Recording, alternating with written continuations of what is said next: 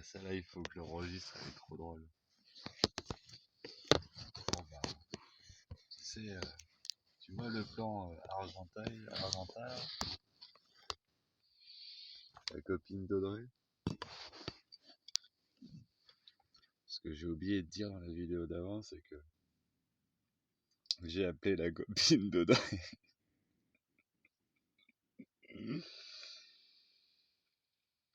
J'ai oublié de raconter les 15 ou 20 minutes de téléphone que j'ai eu avec la copine d'Audrey. C'est elle m'appelle en mode normal, tout va bien et tout. Oh, il y a ouais, il y a Audrey qui m'a dit et tout.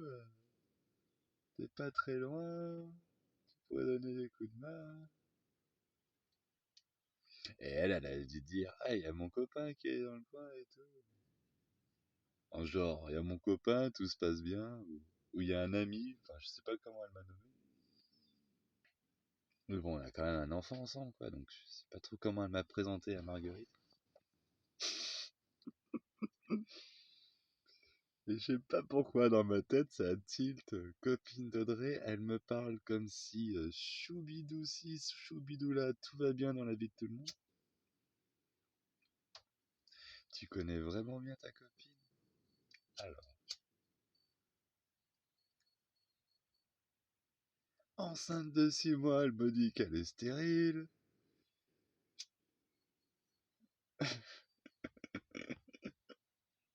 Je lui dis que je veux faire une famille, je veux des enfants, tout ça. Elle dit oui, elle dit non, elle dit oui. Elle tombe enceinte, elle dit que elle veut avorter. Au moment où j'ai dit, bah tu veux avorter, sors de ma vie. Elle me dit que je fais du chantage matériel. Tu trouves ça normal? Putain de bipolaire. Ah, c'est une maladie mentale. Mais tu sais, elle me dit tout ça. Et elle en apprend plein sur sa copine, du coup. Elle savait pas tout ça. Et moi, je balance tout. Attends, Audrey, tu te fais passer pour quelqu'un de normal? Tu sais, maintenant, il y a Audrey qui commence à me dire, ah, on devrait peut-être ne pas aller à la médiation familiale. Tu m'étonnes. Parce que moi, quand je vais jusque-là, hein, c'était mon amour, peace and love, tout ça. Mais quand on va commencer à balancer tout ce qu'elle m'a fait vivre,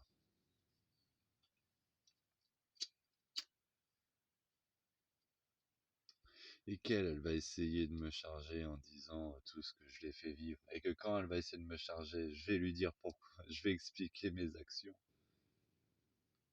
Tout le monde se rendra compte qu'elle est complètement tarée. Et ben là, il y a son monde de l'illusion qui va s'effondrer comme un château de cartes. Et c'est la crainte, devinez quoi, de tous les pervers narcissiques. Quand l'ensemble des êtres qu'ils ont manipulés se mettent à apprendre. Ah, mais elle m'avait dit ça. Ah, mais elle m'avait dit ça.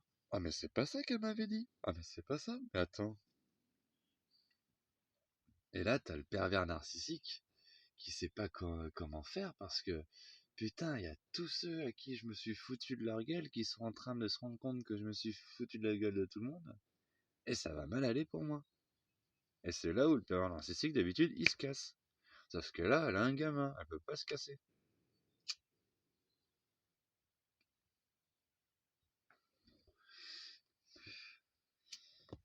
Ce qui est drôle, Audrey, c'est que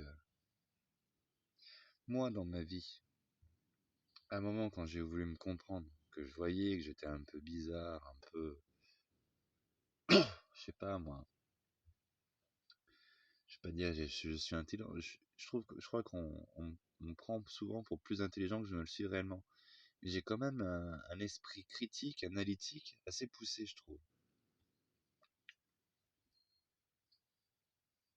Bon, il y a certaines choses, je suis très con. Genre, je fais beaucoup de second degré, mais je le perçois mal. C'est bizarre.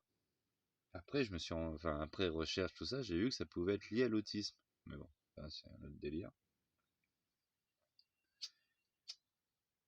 Et à un moment, j'ai vu que j'avais quelques points communs avec les pervers narcissiques, les calculateurs, donc je commençais à avoir peur sur ma personne et j'ai vraiment eu peur d'être un pervers narcissique. Donc j'ai vraiment creusé la question du pervers narcissique. J'ai vraiment étudié c'est quoi un pervers narcissique.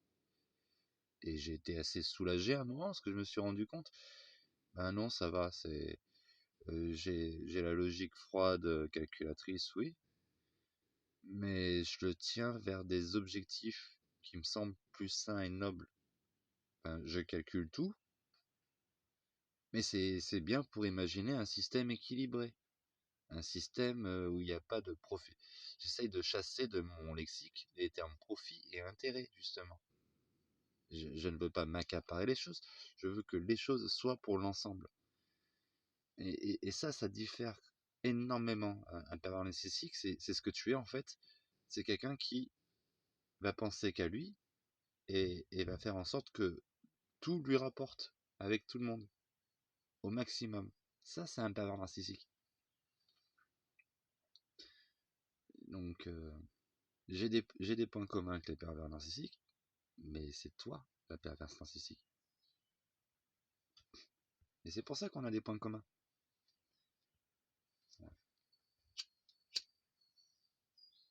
Mais qu'on n'a pas tous les points communs, justement. Et que sur les points de désaccord, on est vraiment en désaccord profond. Parce que toi, Audrey, t'es trop tourné sur toi-même.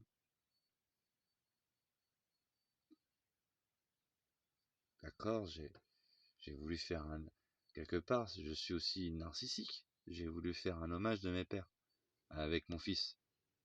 Et du coup, c'est quelque chose qui m'appartient à moi et à lui. Mais c'est... En plus, j'ai mis aussi l'un de tes pères à toi, dans mon fils, Léandre. Et, mais c'est pas un narcissisme individuel, le mien. Moi, c'est un narcissisme, un égoïste, mais au niveau de la famille, étendue, la tribu. Je suis égoïste au niveau de la tribu enfin, pour rendre la tribu égoïste, tu vois, sur elle-même, se renforcer, s'apporter d'abord à la tribu les nécessités avant de penser à offrir aux autres. Mais je veux que la tribu soit égoïste par rapport au monde extérieur, pour que la tribu ait tout ce qu'elle a besoin d'avoir.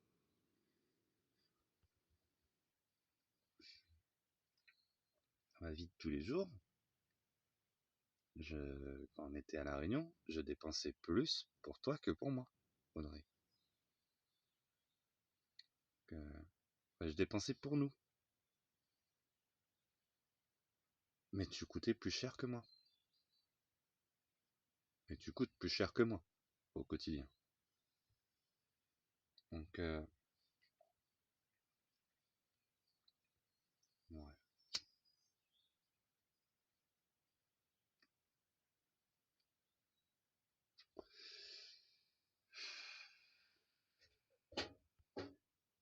Et du coup, manque de bol pour toi, t'es une perverse narcissique, et t'es tombé sur un mec qui connaît bien le sujet.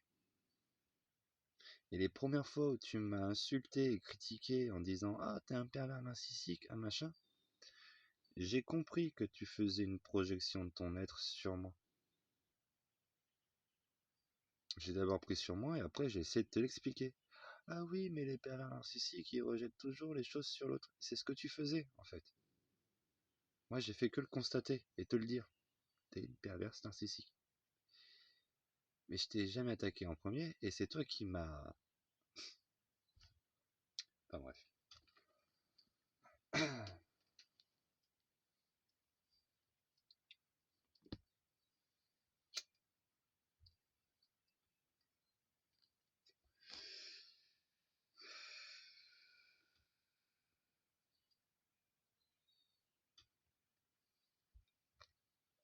Et tu m'as pris mon fils. Je vous ai fait confiance. Et mon fils qui est sous la responsabilité de ton père, j'ai fait confiance à ton père. Et sous leur toit, au lieu d'écouter la raison et la logique, ils ont choisi de se mettre des œillères sur ton état psychique et de m'éloigner comme si ça allait faire disparaître le problème. Mais que je sois là ou pas, tu restes Audrey. Tu restes instable Tu restes insupportable, égoïste, narcissique.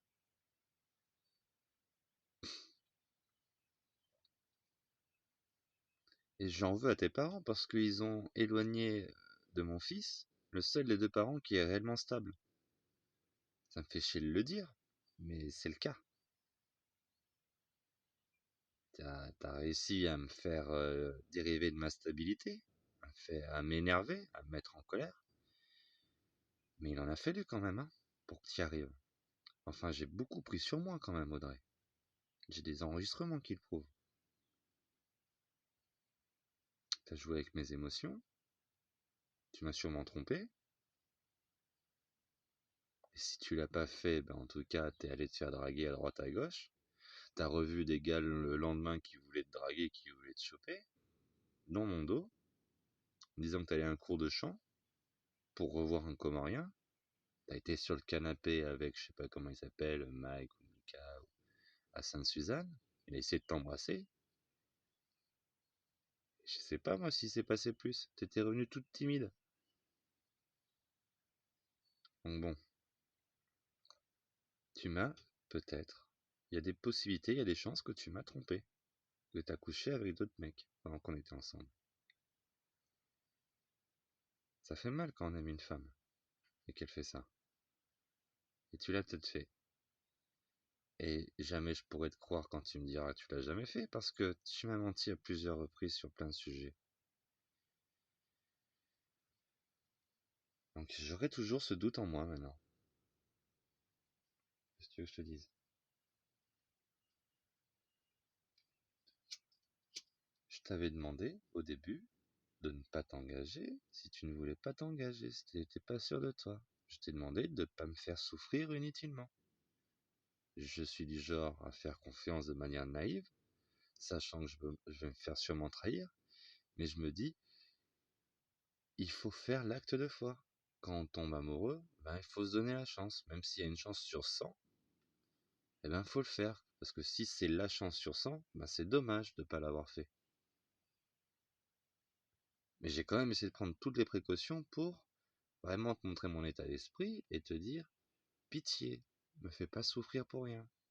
Si tu as un doute, si tu te connais aussi bien que tu prétends te connaître et que tu sais que tu seras jamais capable du chemin que je nous propose, ne t'engage pas dans ce chemin. Tu t'es engagé et tu m'as fait souffrir 3 jours après. Et après, t'as fait que de la danse depuis qu'on est ensemble. Et moi, j'ai accepté ta danse en espérant qu'un jour ça change.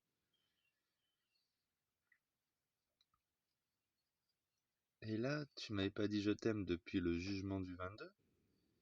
Et là, tu me redis je t'aime souvent quand il y a un autre tiers qui va nous regarder.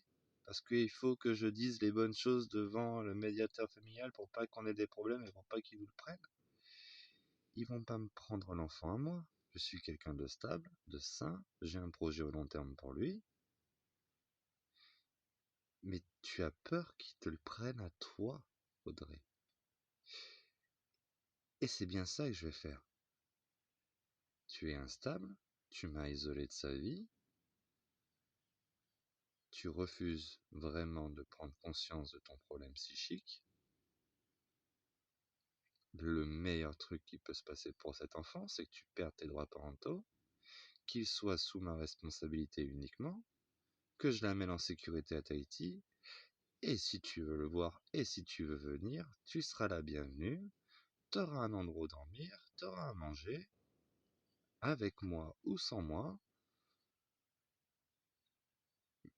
Mais j'avoue, si c'est sans moi, autant que t'ailles te prendre à un autre endroit.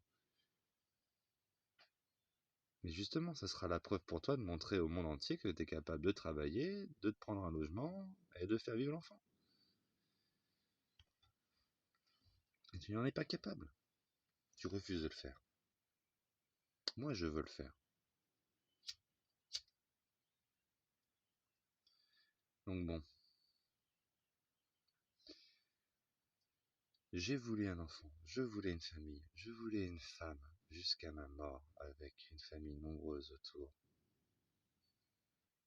T'as refusé d'incarner ça, tu m'as fait vivre la misère, tu prends mon gamin et tu crois que je vais te laisser partir avec mon gosse? sans dire au monde entier ce que tu es et ce que tu m'as fait?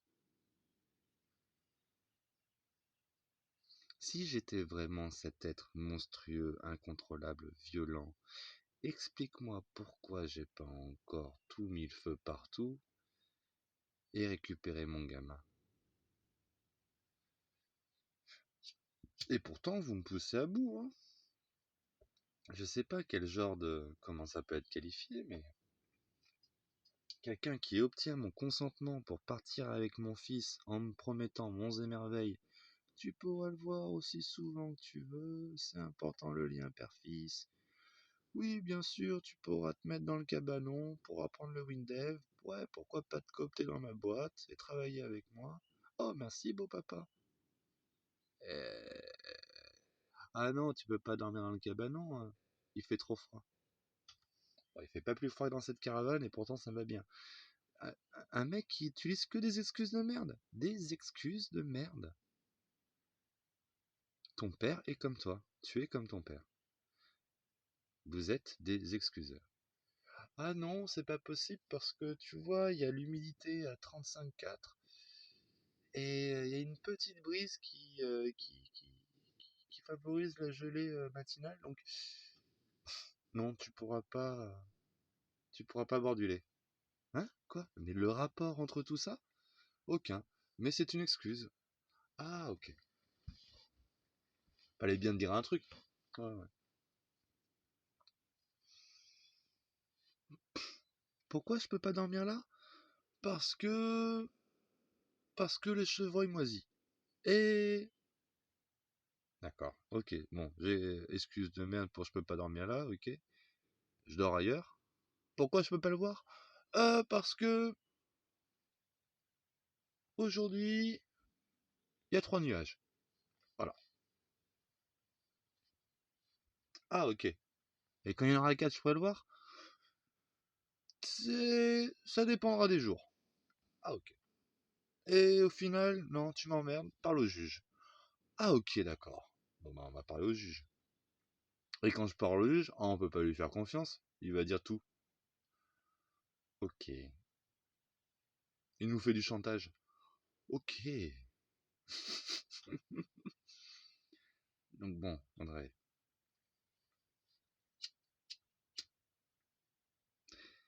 Des fois, il y a des mensonges qui sont intenables.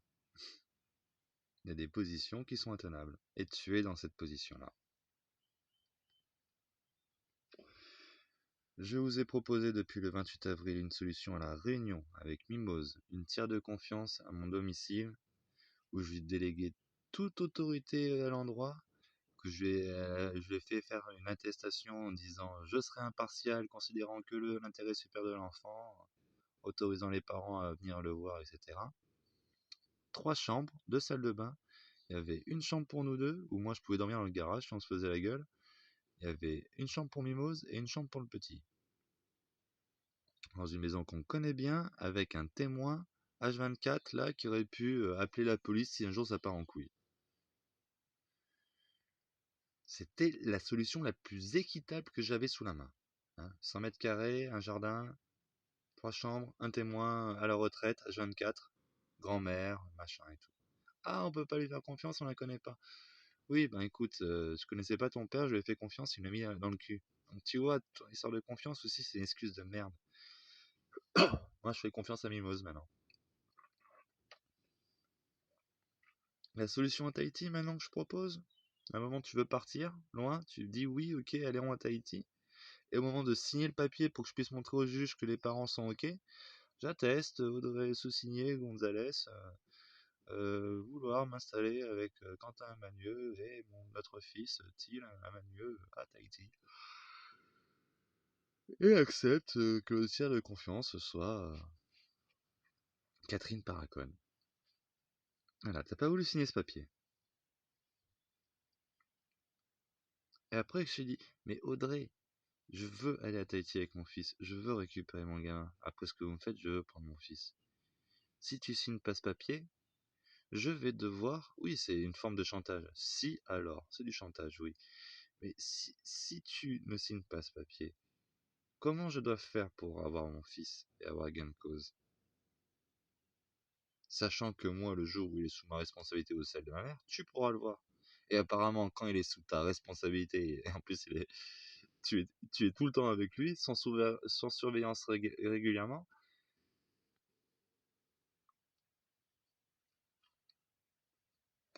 Bref, quand il est dans vos mains, je peux plus voir mon fils.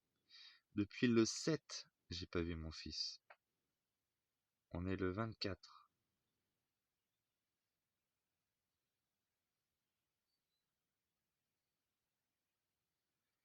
Vous êtes à 6 putains de kilomètres de moi et j'ai pas pu voir mon fils.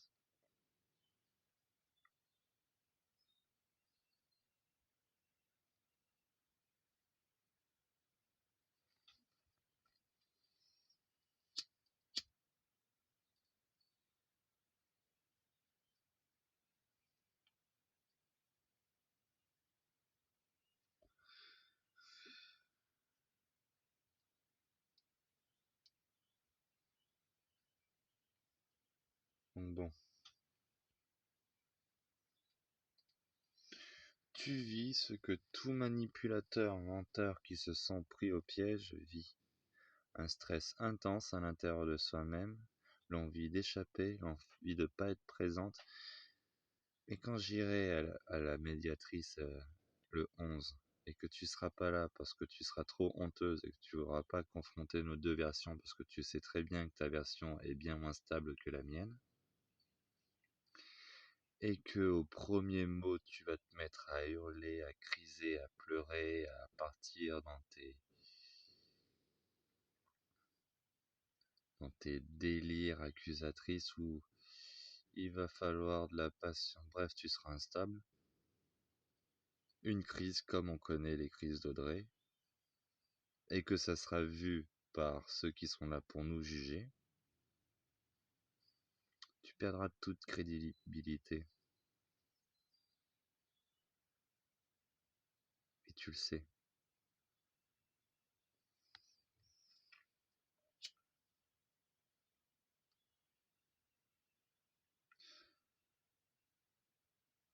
C'est mon fils que vous m'avez volé.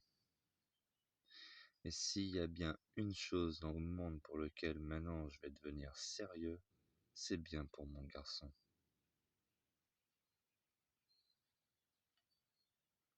Ça se fera sans violence, sans haine, juste avec des arguments, des mots posés, calmes, stables, justes, factuels. Et plus le temps passera où je serai éloigné de mon fils, et plus mes démonstrations seront précises.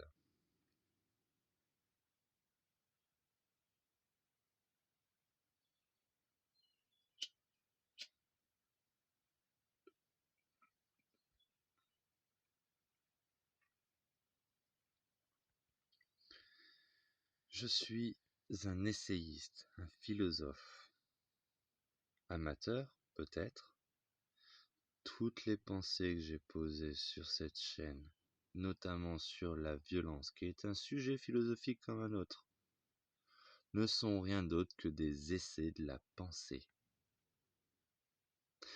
Assimiler l'ensemble des thèses, antithèses, prises de position à la fin de tout ce que j'ai dit là, ne sont que des théories, des thèses, des essais de poser une pensée, de construire une recherche vers une vérité absolue. Je peux me tromper. Est-ce que dans ma vie tous les jours, j'ai appliqué cette philosophie à la lettre? Bien sûr que non. Nous sommes dans un monde régi par des règles strictes pour faire une sorte de vie collective avec le moins de vagues possible, le plus sereine possible, le plus calme possible. Ce n'est pas parce que je conçois la violence dans les rapports humains que je lui trouve un rôle bénéfique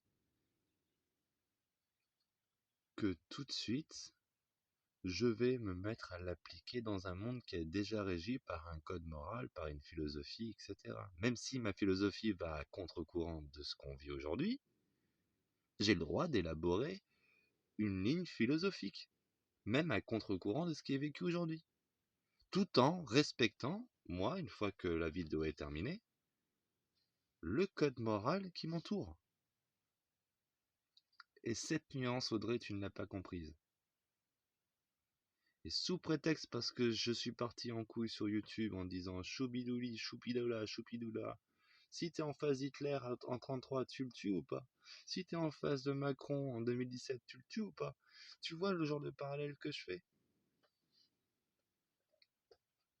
Au final, j'étais en face de Macron en 2017, je l'ai pas tué. Hein? Je l'ai évoqué. Si alors, je l'ai pas tué. Donc, aïe, aïe, aïe.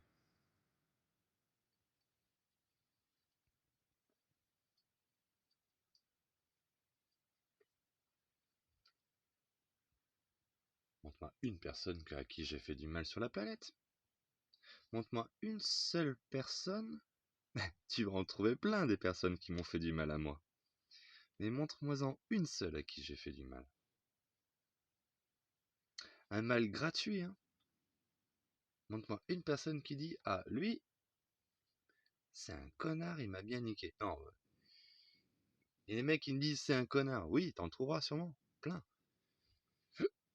Mais il m'a bien niqué. Il m'a bien arnaqué. Il m'a bien cassé la gueule. Il m'a bien machin. Il m'a.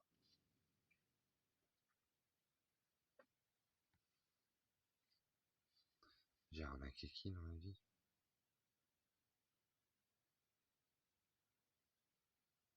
J'ai blessé qui dans ma vie? Toi, par contre, Audrey, combien de personnes se sont plaintes de toi dans ta vie? Oh, elle a profité de ci, elle a fait ci, elle a fait là, oh, elle est insupportable, oh, on l'accueille à la maison et elle nous fout le bordel, elle met son nez dans nos affaires.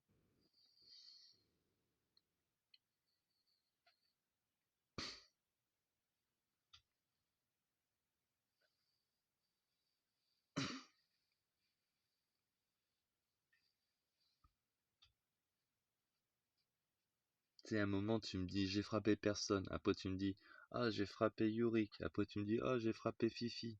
Après, tu me dis, je sais pas qui d'autre t'a frappé encore. On t'a dit en frapper d'autres. Ah non, mais je suis pas violente, moi. Pourquoi tu t'es séparé avec Yurik déjà? Une grosse claque que tu lui as mis dans la gueule, c'est ça? Bon.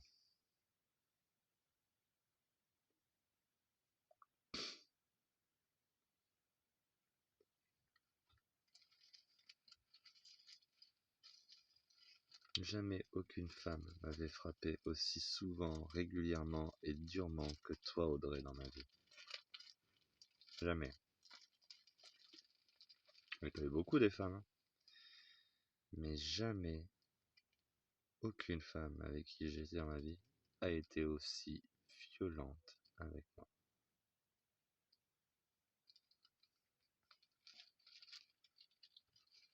Bon.